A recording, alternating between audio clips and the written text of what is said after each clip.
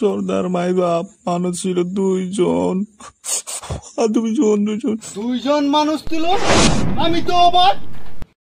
ওরা দুইজন, তোরা সাইডটা, তাও আয়া বললি।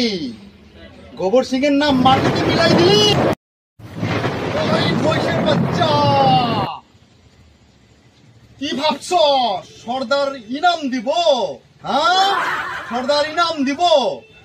শালা খারাপ লাগছে, বহুত খারাপ লাগছে।